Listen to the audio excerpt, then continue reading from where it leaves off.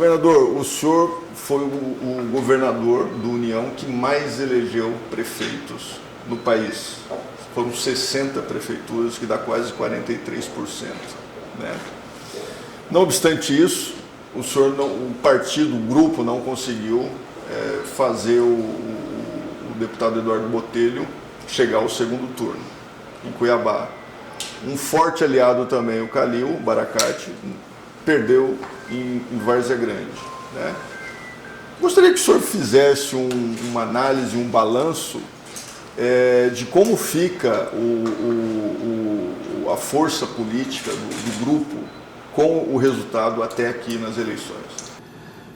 Primeiro, nós temos que reconhecer que essas eleições municipais, elas tratam de assuntos locais dentro de cada município e tratam também dos candidatos que estão se apresentando perante a sociedade. As eleições não eram sobre a performance do governador Mauro Mendes ou do governo de Mato Grosso. Que, diga-se de passagem, graças a Deus e muito trabalho, está indo no caminho correto. O resultado do União Brasil foi bom, maior número de prefeituras entre todos os estados, proporcionalmente. No estado de Mato Grosso, nós temos, além dos prefeitos do União Brasil, dezenas deles, ou a grande maioria absoluta, tem grandes relações com o governo ou são de partidos muito próximos de nós. Porque política não se faz apenas com o seu partido, ela se faz necessariamente para o cidadão e para a sociedade. E essas eleições demonstraram com muita clareza que o eleitor está independente, autônomo e sabido. E que não adianta colocar qualquer conversa, qualquer candidato ou qualquer tipo de argumento para que ele engula. Ele tem capacidade de analisar e decidir pelas informações que todos recebem hoje pela mídia e principalmente pela rede social. O senhor foi bem incisivo e pragmático ao dizer que o Botelho não foi para o segundo turno porque não teve os votos suficientes, não soube conquistar. O senhor acha que faltou um pouco mais de comunicação direta com o eleitorado, inclusive sobre alguns temas polêmicos, a questão dos contratos da família com a prefeitura, aquele termo de não persecução penal que ele assinou? Faltou ele entrar numa sintonia maior e se justificar, por exemplo, em relação a isso?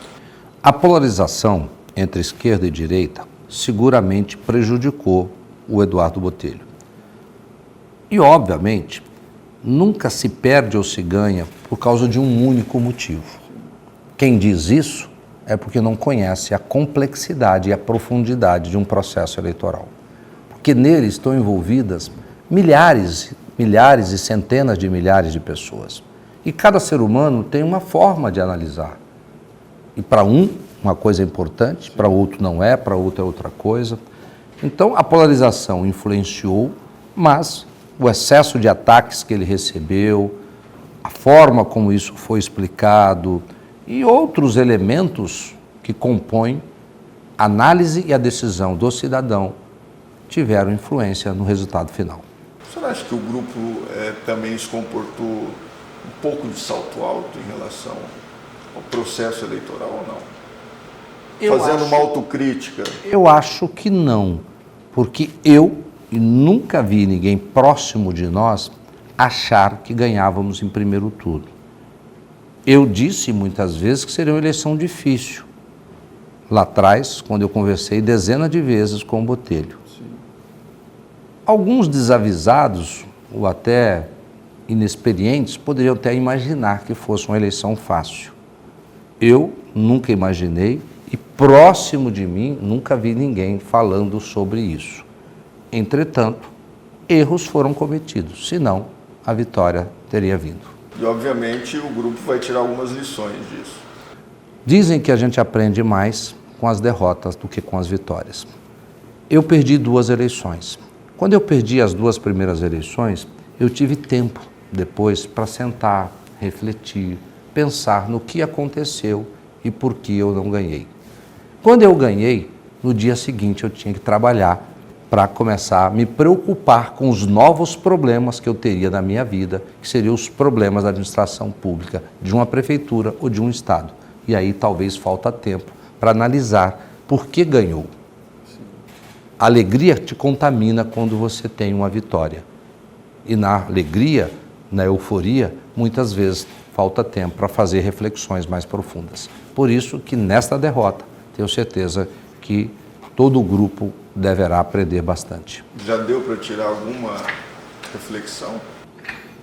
Como governador, no dia seguinte, eu tinha já uma agenda gigante de problemas, de assuntos relevantes, mas eu estou refletindo. E para mim está claro que o cidadão está muito autônomo, que o eleitor está muito sabido e que nós temos que nos preocupar muito, né, com os candidatos que nós apresentamos, com a qualidade dos argumentos que nós levamos, porque senão não é com muita conversa, não é com cabo eleitoral na rua que você vai mudar a opinião que as pessoas formam pelas suas informações e os seus valores. Perfeito. O resultado das eleições em Mato Grosso reforçou o perfil de direita, mais conservador do eleitor, né? O PT foi varrido, né? Não fez nenhuma prefeitura, o PL elegeu 22 prefeitos. Nesse espectro ideológico, o senhor, em tese, é mais centro-direita. O senhor pretende tomar um posicionamento público em relação a quem apoiar nesse segundo turno? A primeira decisão que nós tomamos no dia seguinte às eleições foi um posicionamento do União Brasil. E eu, pessoalmente, liguei para diversas lideranças do partido e todas, de formas unânime, inclusive Eduardo Botelho, se pronunciaram no sentido de manter o partido liberado para que cada afiliado, para que cada líder tomasse o rumo que bem entendesse. Me considero sim uma pessoa de centro mais à direita. Nunca gostei do radicalismo de nenhum dos extremos, seja de esquerda ou seja de direita também. A virtude sempre esteve no equilíbrio, mas me considero centro-direita. E entendo que nesse momento, né, a política no Brasil, ela tenderá a caminhar nessa direção e aqui em Cuiabá vou precisar de mais alguns dias para refletir melhor o que é a melhor posição para governar Cuiabá. Entretanto, já adianto, independente de qualquer resultado, Cuiabá vai continuar contando com o governador Mauro Mendes e com o governo de Mato Grosso. Politicamente, vou decidir primeiro o meu voto e depois se vou participar apoiando. Mas se for, muito provavelmente, será no centro-direita. Abílio, no caso, Abílio. O senhor é um crítico também da gestão pública no país como um todo. O senhor diz que os gestores gastam mal e entregam pouco, né? Ainda nessa pergunta, reforçando, quem o senhor acha que tem o melhor perfil para ser o gerente de Cuiabá? Independente de questão política. Se é que é possível já fazer essa análise, né? É muito difícil fazer uma análise sobre o perfil gerencial, de gestão, de administração, porque eu conheço muito pouco esse lado do Abílio e do Lúdio. Respeito os dois. O Lúdio, conversei muitas poucas vezes com ele, já expressei o meu respeito a ele como deputado, que sempre foi, né, um deputado de oposição ao meu governo, mas sempre o fez com decência e com respeito, sem ataque pessoal. O Abílio, conversei mais vezes com ele. Considero um rapaz inteligente, mas não conheço a experiência que ele já teve ou que ele tem para administrar uma cidade. Por isso que eu estou dizendo, como governador e conhecendo a prefeitura, por ter passado por lá 4 anos, sendo governador do estado, conhecendo aí todos os prefeitos de Mato Grosso e conhecendo razoavelmente bem a administração pública, eu tenho elementos muito profundos e consistentes para fazer essa análise. Por isso que eu preciso de um pouco mais de tempo, de ouvir um pouco mais sobre eles para decidir primeiro o meu voto e depois um eventual apoio. O Lúdio nos disse que logo na sequência do resultado, ele telefonou para o senhor, trocaram umas ideias rápidas, tal. O senhor também já conversou com o Abílio? E pretende conversar com os dois pessoalmente? Muito provavelmente conversarei com os dois. Com o Abílio já conversou também? Já conversei, mas não pessoalmente com nenhum deles. Houve alguma proposta, como gestor e como ex-prefeito de Cuiabá, o senhor chegou a fazer algum pedido para ele? Conversa muito superficial por enquanto. Governador, na segunda-feira, um dia depois do resultado do primeiro turno, o chefe da Casa Civil, Fábio Garcia, deu uma declaração dizendo que se ele fosse o candidato do União, ele chegaria ao segundo turno e venceria a eleição. E em seguida declarou apoio ao Abílio no segundo turno. Ele foi coordenador geral da campanha do Botelho. Isso não mostra que havia alguma coisa de errado na coordenação, que o clima não estava bom de certa forma? Esse fato em si, de longe, representa algo assim. Existe algum fato, um único fato, durante o exercício dessa coordenação, que colocasse isso em dúvida?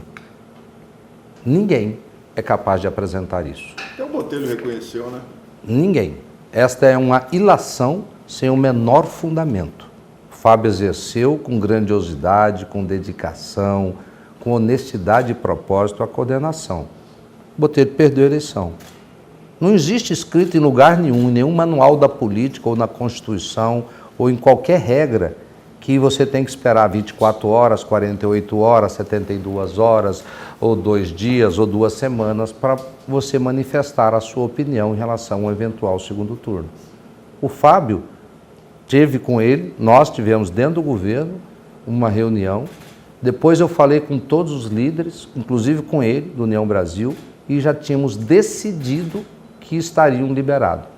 E a partir do momento que liberou, ele entendeu por bem, e é um único exclusivo dele isso, de manifestar a sua opinião em que ele votaria.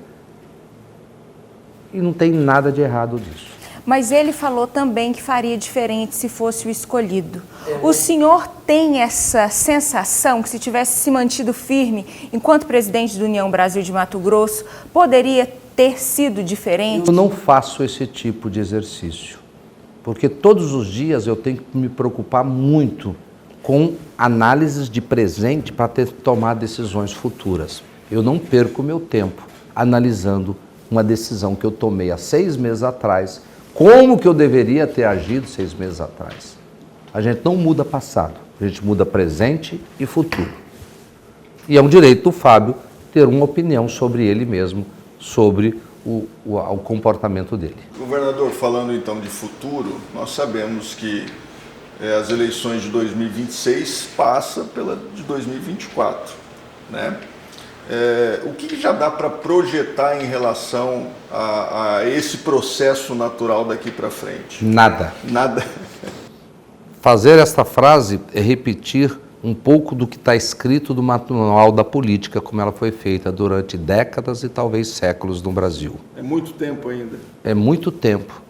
A política mostrou-se nos últimos anos que ela está muito disruptiva. Sim. O cidadão está muito sabido.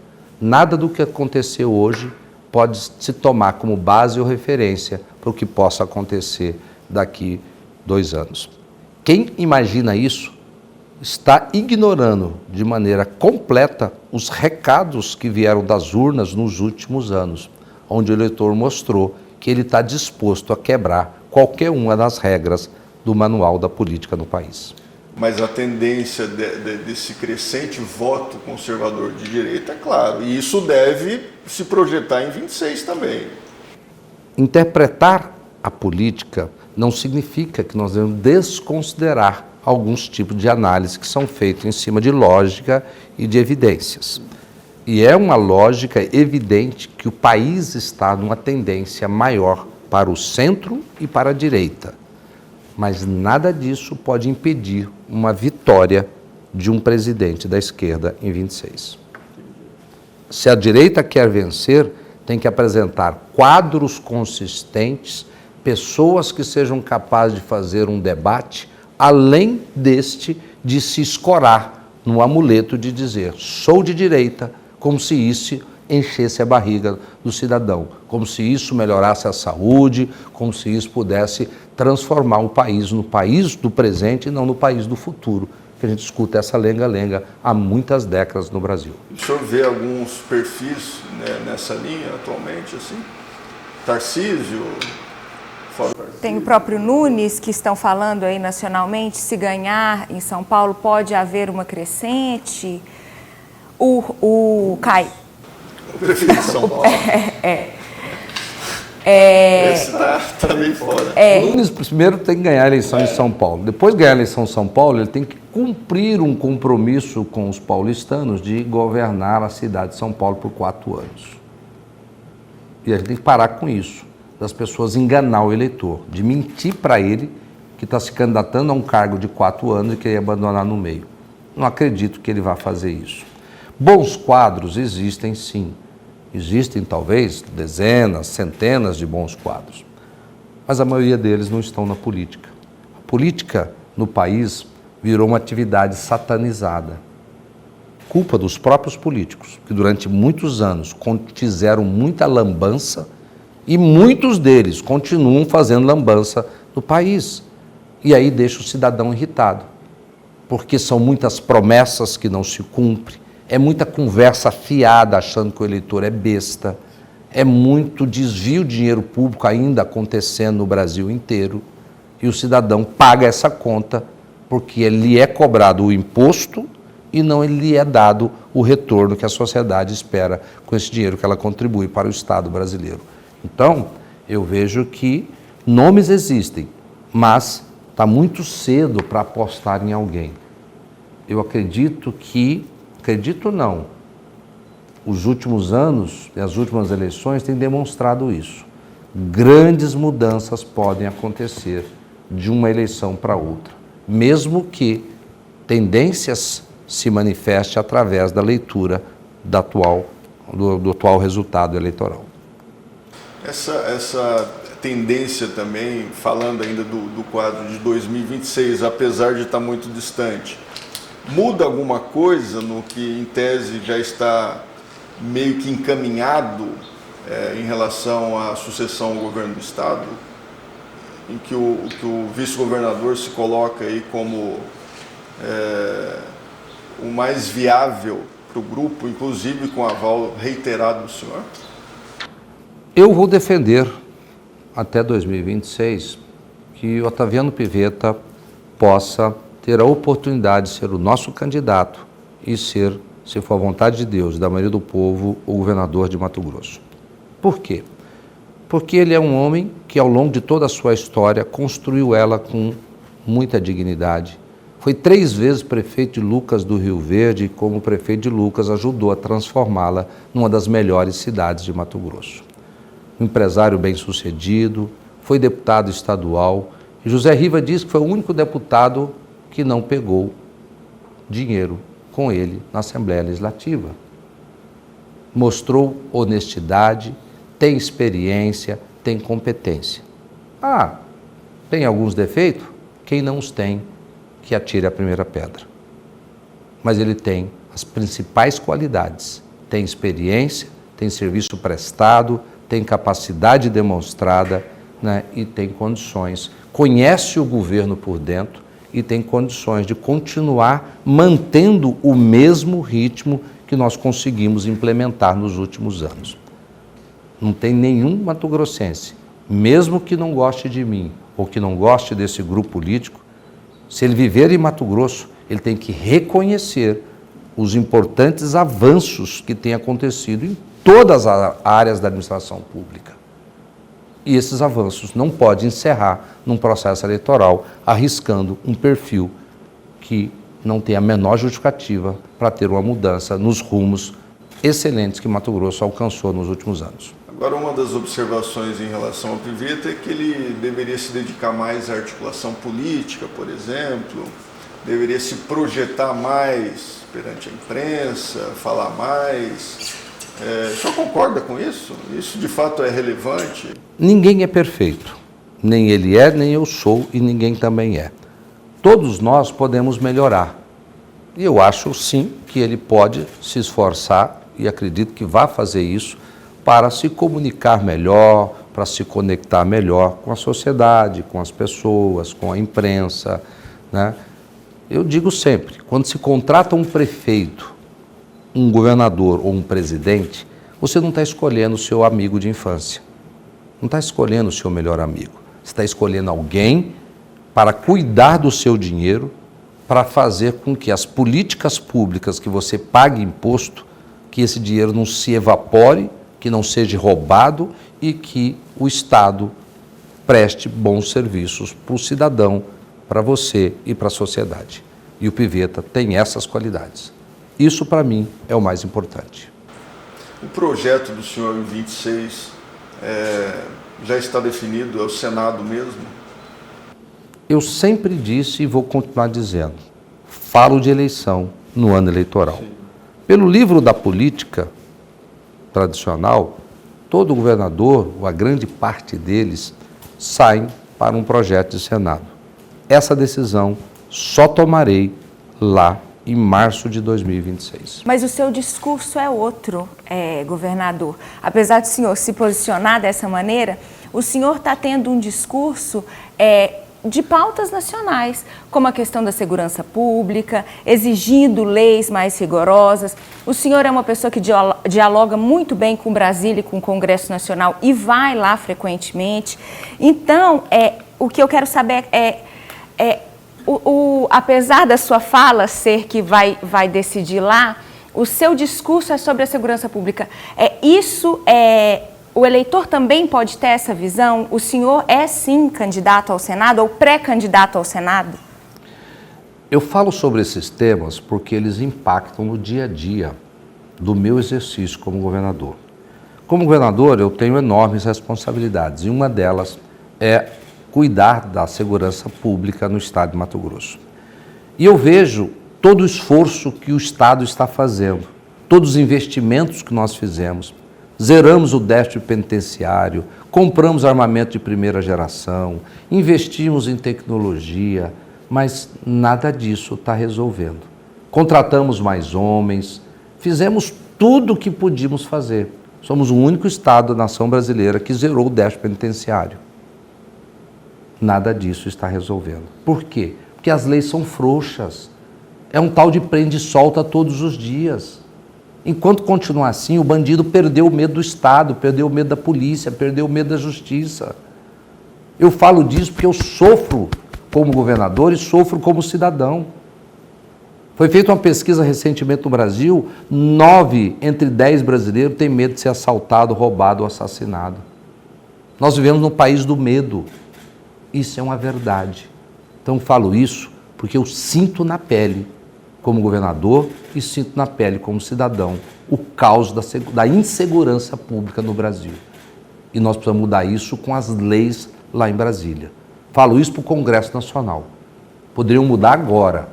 Como eu parabenizo a senadora Margarete, que apresentou um projeto que levou para 40 anos de prisão, no mínimo 55% preso para quem mataram uma mulher cometendo feminicídio. Parabéns ao Congresso Nacional. Agora, a vida de uma mulher é muito importante, mas a vida dos homens também são.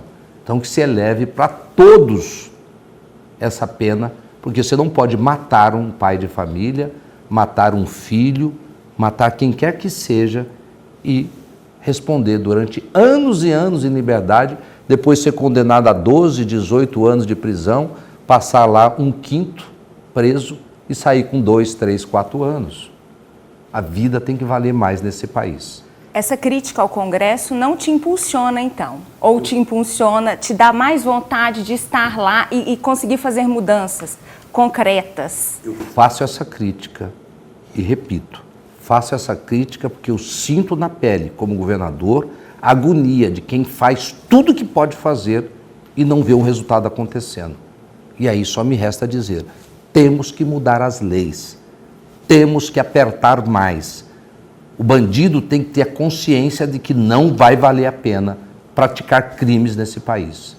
Temos que acabar com essa fama horrível que o Brasil tem de ser o país da impunidade. pessoas que roubam dinheiro público e a maioria dos processos prescrevem nos tribunais brasileiros. Isso é uma sensação de impunidade. Isso tem que acabar no Brasil. O senhor talvez seja o governador que mais verbalize isso. E isso é uma coisa bastante óbvia. Qualquer cidadão com o mínimo de bom senso há de concordar com o senhor.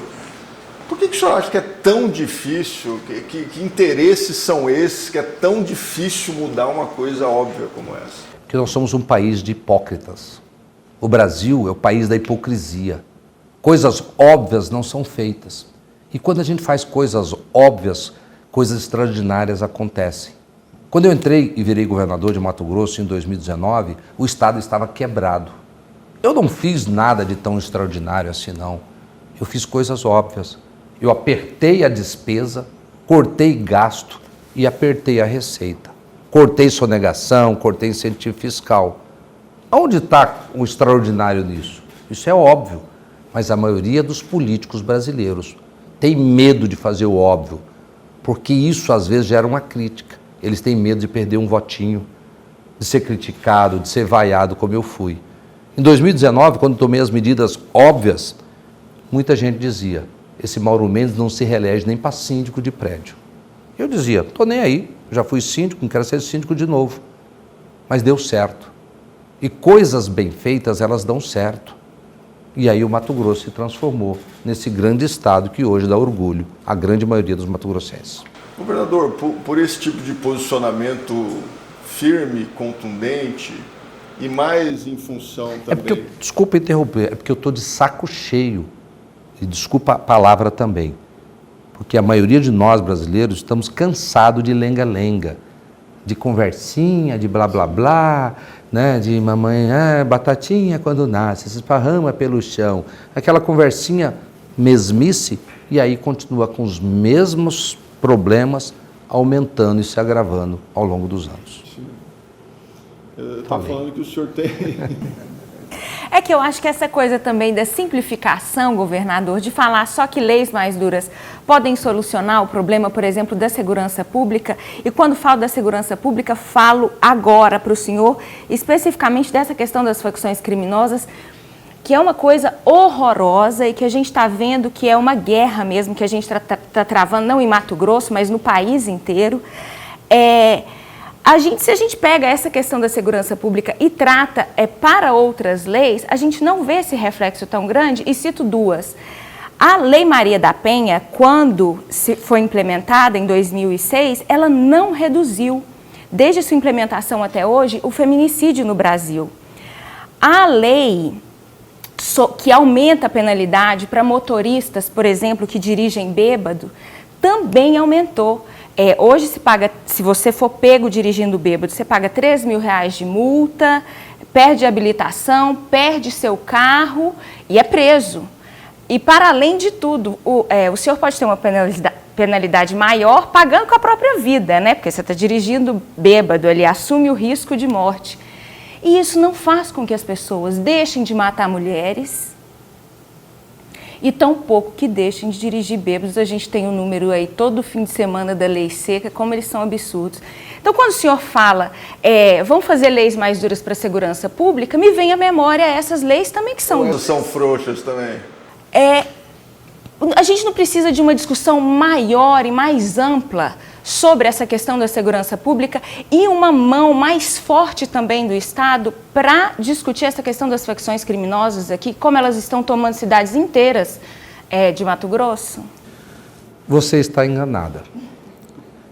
Você falou do trânsito.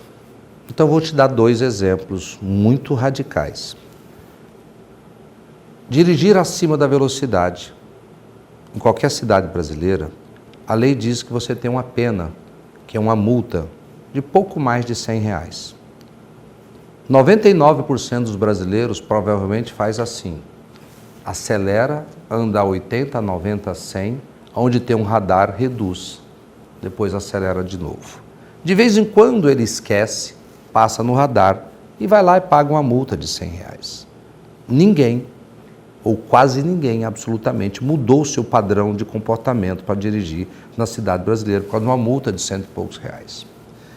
Eu já cansei de ver na minha casa, já cansei de dar carona, porque eu ando como governador, como motorista, de ir estar em alguma festa e alguém me pedir carona.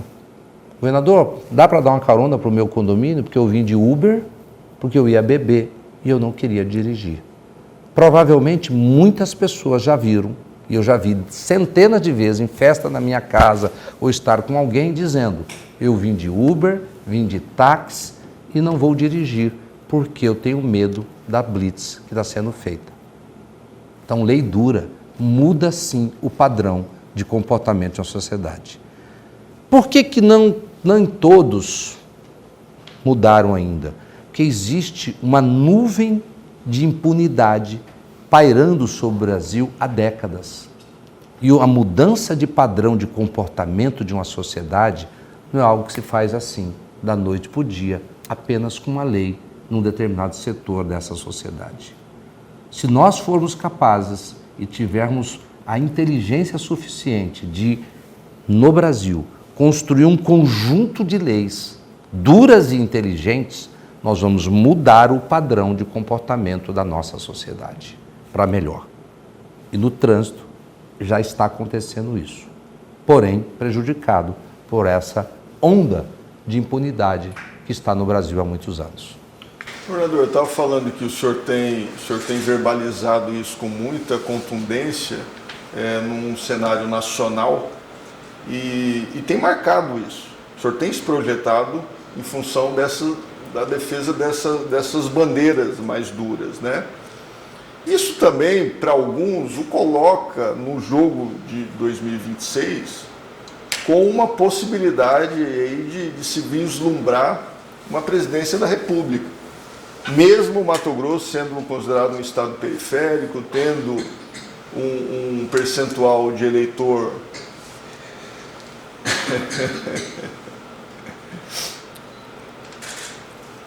Não deu para ver a 22%. Cai 32%. mas 15 anos de lei seca. Morte e acidentes de trânsito causado por uso de álcool cai 32%. Mas cair 32%. Agora, falando diretamente para o senhor.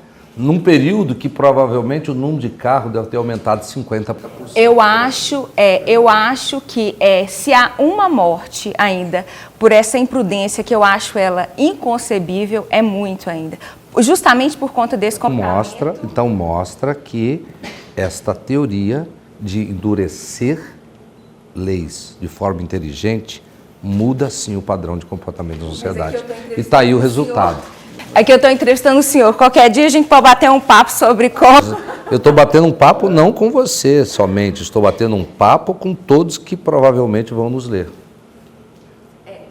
Voltando, governador, o senhor tem se projetado como um líder, um governador que tem defendido essas bandeiras, né? E isso tem causado um impacto positivo, não só aqui, mas em outros estados, talvez no país inteiro. De alguma maneira, e nessa carência de lideranças, de bons gestores, isso de alguma forma o coloca numa posição de vislumbrar um projeto nacional, como uma eventual candidatura à vice-presidência ou até à presidência da República, mesmo sendo uma coisa muito difícil, muito distante, Mato Grosso tendo um percentual de eleitorado residual perto do país, né? Mas dizem que presidência da República é destino, né? Isso de alguma maneira está no radar do senhor lá para frente? Quando eu falo tudo que eu tenho falado, eu falo porque assim eu penso e porque exerço nesse momento o direito, como todo cidadão tem, de expressar as suas opiniões. E quando eu falo com tanta contundência sobre esses temas, é porque eu me cansei da hipocrisia. Eu me cansei dessas falas politicamente corretas que no final do dia vira tudo blá blá blá.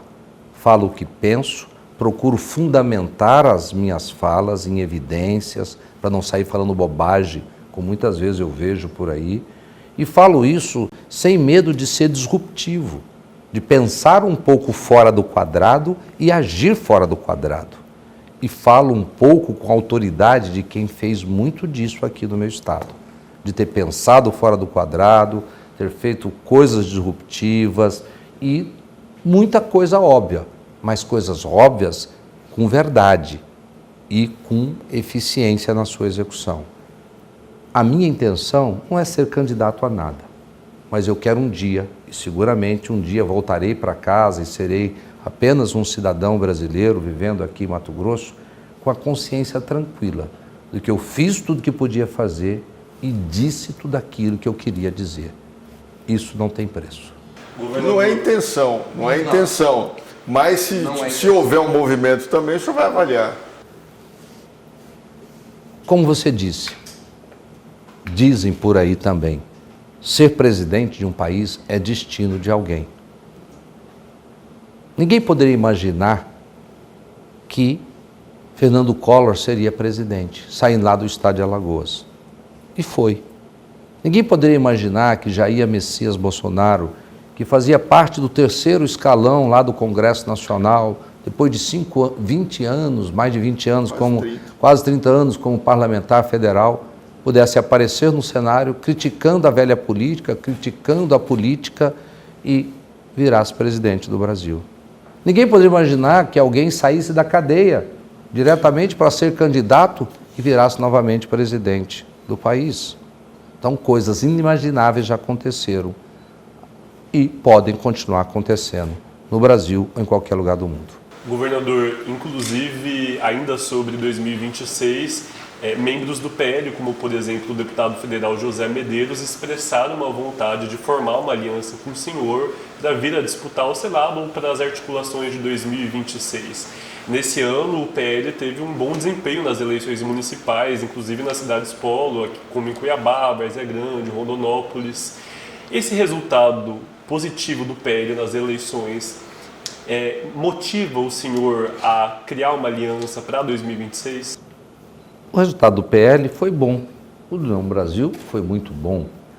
O PL foi nosso aliado em 2022, quando eu tive a oportunidade de ser candidato e ser reeleito como governador de Mato Grosso.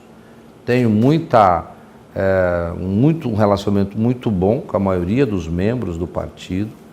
Na Nacional, com o Valdemar, um excelente relacionamento e vou cultivar isso até 2026. Alianças políticas é algo que se define quando você define que é candidato. Como eu não defini que sou candidato, eu não posso ainda definir alianças. Mas pode ser um bom aliado, né? Pode ser um bom aliado, né? Fiz um rodeio e saí. Governador, ainda falando sobre o PL, nós tivemos na cidade vizinha Várzea Grande a eleição da Flávia. O grupo do senhor não conseguiu reeleger o prefeito Calil Baracate. O deputado Júlio Campos fez uma análise dizendo que a questão da falta de água em VG foi muito decisiva nessa eleição, bem como o desgaste da própria família, a família Campos. Qual análise o senhor faz sobre o cenário eleitoral lá em VG? Concorda com essa visão do deputado Júlio Campos? O Júlio Campos é um político muito experiente, longa trajetória na política de Mato Grosso. A análise dele, com certeza, tem que ser respeitada. Eu confesso que não parei para analisar com mais profundidade o que eventualmente possa ter acontecido em Várzea Grande. Porém, eu sempre tendo a dizer o seguinte: nada acontece, de bom ou de ruim, por um único motivo. Simplificar as trajetórias, como dizer assim, olha, aquele cara lá, como ele é sortudo, por isso que ele venceu na vida. Ah, nasceu com aquele para a lua, por isso que ele venceu na vida. Ah, como ele é sortudo, olha a mulher bonita ou o marido bonito que ele ou ela arrumou. As pessoas sempre tendem a simplificar as explicações, mas eu não sigo esse padrão. Acho que ninguém perde ou ganha, sempre por um conjunto de fatores. E aí é uma análise mais profunda de Várzea Grande, de Cuiabá ou de qualquer lugar que pode elencar os principais motivos. Mas, governador, quando se fala sobre Várzea Grande, a gente fala sobre um problema histórico de falta de água. Inclusive, dias antes da eleição, houve uma operação no DAE. a família Campos ali historicamente influenciando a cidade com seu poder político. Falar sobre todas essas questões, governador, não mostra que a cidade estava caminhando para eleitores cansados que queriam a renovação? É natural que qualquer tempo da política, qualquer pessoa que permaneça muito tempo, ou grupo num poder, as pessoas se cansem dele, principalmente quando elas não resolvem os problemas. E esse problema de falta de água é um problema crítico na cidade de Várzea Grande, que evoluiu, a bem da verdade, mas não foi resolvido. Então isso dá às pessoas o direito de ter uma insatisfação latente e que pode ser manifestado na hora do voto. A permanência durante muitos anos dos Campos no poder na Várzea Grande, diretamente ou através de pessoas ligadas a eles, também cansa.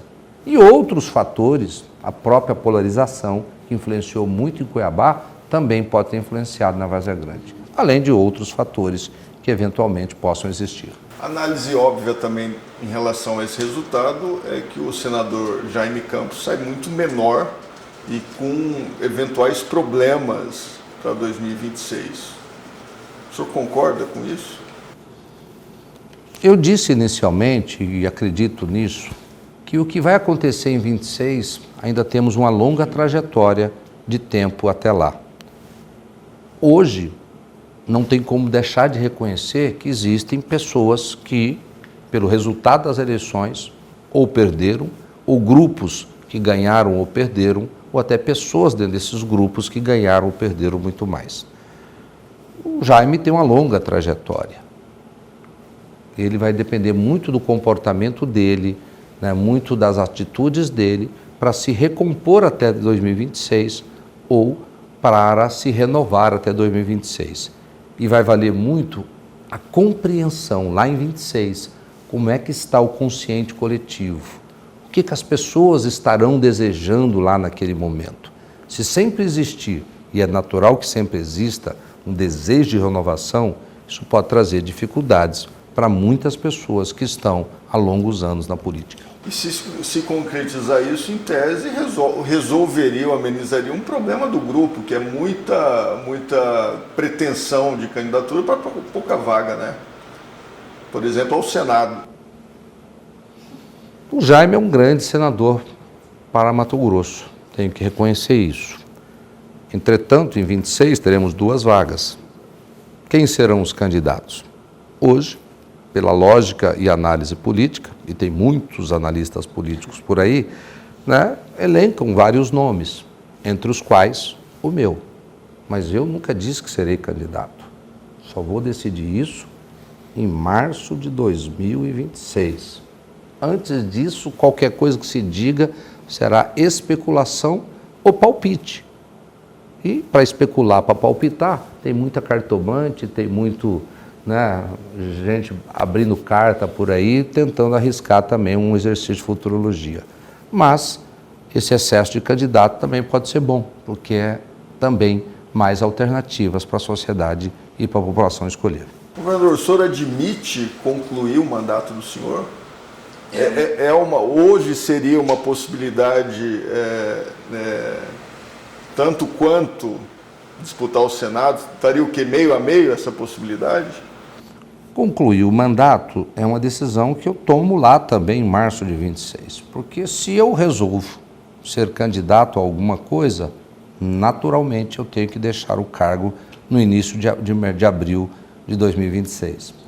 Se eu não vou ser candidato a nada, é muito provável e muito natural que então eu encerre a minha carreira política até dezembro de 26. Mas o senhor já sabe hoje se o senhor quer continuar a carreira política ou não, né? É uma decisão muito difícil, porque eu confesso, Ramon, que eu gosto muito do que eu faço, me realizo, porque conseguimos transformar o governo de Mato Grosso num governo realizador. Eu sempre fui um homem realizador, que gosta de construir, de empreender, de fazer coisas que muita gente diz que é impossível. Quer deixar eu atraído é quando alguém fala, isso é impossível fazer. Aquilo chama muito a minha atenção. e eu começo a queimar os meus neurônios tentando encontrar uma solução para aquilo que era impossível. Mas a política também, ela exige muito. Eu tenho uma filha de 10 anos. Os meus filhos perderam muito na adolescência o convívio comigo pela minha dedicação na política.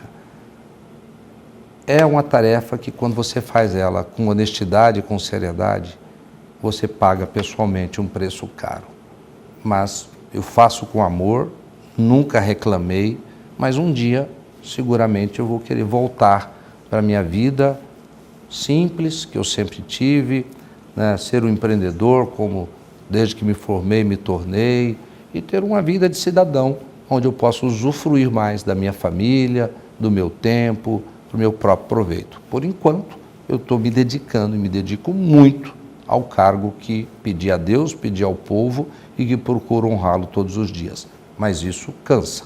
Por isso que é uma decisão que eu vou tomar lá em 26. Governador, o senhor sempre teve uma postura de manter e cultivar a harmonia entre os poderes. É assim com o Judiciário, é assim com a Assembleia. Porém, recentemente, houve uma espécie de ruído, de atrito com o Tribunal de Contas, por conta de uma ação movida, né, pelo presidente Sérgio Ricardo em relação ao processo de concessões das rodovias em Mato Grosso. O senhor também, né, através da Procuradoria-Geral, rebateu isso, combateu isso judicialmente e, de certa forma, teve um êxito. Como que está essa questão, essa queda de braço, entre aspas? É um problema? Isso é um problema? É um problema, porque durante 5 anos e meio nós vivemos aqui em harmonia, um diálogo institucional, algumas divergências, mas todas resolvidas de maneira muito transparente e democrática. O Tribunal de Contas, de repente, resolveu fazer mudanças nas relatorias muito estranhas, muito atípicas. E nós já nos posicionamos via uma nota pública do governo de Mato Grosso, dizendo que nós entendemos que está por trás disso, que foi uma solicitação de aumento de repasse de verbas para o Tribunal de Contas do Estado de Mato Grosso e também verbas para a construção de uma nova sede. E o governo, o Executivo, se negou. Eu me neguei a fazer isso. Entendemos que esses movimentos eram uma retaliação para tentar criar embaraços aos objetivos do governo. Estou aqui para fazer coisas republicanas e tudo que eu faço, eu devo e vou dar explicação ao público. Se alguém quer 1 centavo a mais, além daquilo que as áreas técnicas definem, vai ter que se explicar sim para mim, porque eu represento o cidadão do Mato Grosso. Eu fui eleito para cuidar do Executivo. O Executivo é aquele que cuida da arrecadação e da alocação de recursos. Então a Assembleia tem que se explicar sim se ela quiser mais dinheiro. O TCE tem que se explicar sim se quiser mais dinheiro e qualquer órgão. Porque o dinheiro que sobra aqui dentro não sobra não, ele vira investimento. E é por isso que nós estamos construindo tantos hospitais, estamos asfaltando tantas estradas, a 163 está em obra, é os investimentos na educação que fez ela sair do 22º lugar e pular para o 8º lugar entre os 27 estados brasileiros. Dinheiro aqui é para ser arrecadado, gasto com a máquina pública e o que sobra vira investimento. Tornar essa máquina eficiente é uma luta que eu faço todos os dias. Foi por isso que criou-se esse problema e eu não vou arredar o pé dessa posição, porque foi para isso que eu fui eleito. De lá para cá não distendeu o clima, continuou do mesmo jeito, houve interlocutores tentando amenizar? O que eu vi foi um movimento aí, né, feito por alguns, que eu ouvi dizer, fomos notificados há poucos dias de uma carta onde se pretende voltar a indexar na receita do Estado o repasse aos poderes, tendo como referência o ano de 2017. Se isso acontecer, será um verdadeiro absurdo, mas eu tenho certeza que a Assembleia Legislativa, que também representa o povo de Mato Grosso, não vai concordar com isso. Isso acarretaria em que volume, que montante financeiro? Eu não tenho ainda essas contas, mas é muito dinheiro. que deixaria de ser investido em estradas, em hospitais, em escolas, para ser alocado nos poderes de Mato Grosso. Esse movimento já está sendo feito para isso, para que isso volte? Existe aí nos bastidores algo nesse sentido. Em novembro vai ser definido, vai ser votado o chefe do MP, né? Nós temos um antigo chefe, que é o Zé Antônio Borges, e o Rodrigo, que seria uma nova pessoa, que estão ali em disputa. Via de regra e normalmente, os governadores, eles escolhem o mais votado pelo órgão. O senhor se compromete a manter essa tendência ou não vai abrir mão da sua escolha? Eu não posso abrir mão das minhas prerrogativas, nenhuma delas. Já escolhi, em 2 oportunidades, o mais votado, mas o direito que eu tenho é de escolher numa lista tríplice. Não da lista tríplice, o que digo é sobre o chefe do MP. Ela é uma lista tríplice. Porque só tem 2. Não, o direito que eu tenho é de escolher numa lista tríplice. Se essa lista vier com 2, eu vou escolher entre 2. Se vier 1, eu escolho, né, com 1. A conversa é que o senhor já teria tido esse diálogo com o Zé Antônio, desse comprometimento de obedecer à escolha do MP. Essa conversa, então, não houve? Eu converso sempre, mas como sempre faço, eu sou muito reservado em dizer o que eu farei do futuro. Entretanto, o governador Mauro Mendes é uma pessoa muito cartesiana e previsível para aqueles que conseguem verdadeiramente compreender a profundidade como normalmente eu decido. Governador, para encerrar, o senhor chega à metade do segundo mandato com um ritmo importante aí em setores como saúde, infraestrutura, educação, como o senhor falou. Daqui para frente, qual que serão as prioridades estratégicas? É mais focar mais nas entregas? Se o senhor for candidato, o senhor tem menos de 2 anos, né? O senhor teria um ano e meio, né? Já tem, quer dizer, seguir o fluxo normal da gestão ao longo dos 8 anos do que vem se desenhando, ou há alguma prioridade estratégica fora disso que está se desenhando? O governo de Mato Grosso conseguiu, a partir da recuperação fiscal que nós fizemos, e estabelecer uma boa capacidade de investimento, um ritmo muito forte de obras e ações em todas as áreas de atuação do governo. Eu diria hoje, sem medo de errar, que nenhuma área de todas as nossas secretarias não tem recebido importantes investimentos e melhorias ao longo dos últimos anos. Manter esse ritmo é sempre um desafio, porque a máquina pública ela nos impõe todos os dias desafios. É uma máquina burocrática, é uma máquina lenta. Se você não tem uma energia muito forte de bater um bumbo aqui, de fazer cobranças, de monitorar, essa máquina tende sempre a ficar um pouco mais lenta do que ela precisa ser. Então, a nossa principal meta é manter o governo no mesmo ritmo de entrega, de investimento, tornar o governo cada dia mais eficiente. E eficiência é um conceito que você traduz ele em diversas ações, para que essa eficiência possa ser percebida. Então, o governo investe muito hoje em transformação dos seus ambientes de trabalho. Essa eficiência se investe em criar mecanismos, ela se demonstra através de mecanismos de aferição de produtividade, de desempenho. Nós estamos cada vez mais premiando a meritocracia dentro do governo. Implantamos o 14º e 15º salário como uma possibilidade dentro da educação. Estamos premiando alunos com viagens, né, de intercâmbio por meritocracia. Criamos o prêmio de eficiência dentro do governo para que os servidores que mais se comprometem com a máquina e entregam bons resultados para a sociedade possam ser premiados. Manter esse foco já é uma energia gigantesca. Se conseguirmos até o último dia do meu mandato, não importa se será em abril ou em dezembro de 26, nós haveremos de entregar um grande legado, um Estado muito, mas muito melhor do que eu recebi em 2019. O senhor se mostrou um pouco vaidoso durante a entrevista, disse que gosta de ser desafiado. Tem alguma vaidade em algum projeto que o senhor não abre mão de ser entregue? O que falo porque sinto que o senhor tem um apreço especial pelo Parque Novo Mato Grosso. Além dele, tem algum outro projeto aí? Gostar de desafio não significa vaidade. Vaidade é quando você faz apologia, né, aos seus méritos, quando você mostra ou tenta mostrar além daquilo que você verdadeiramente é.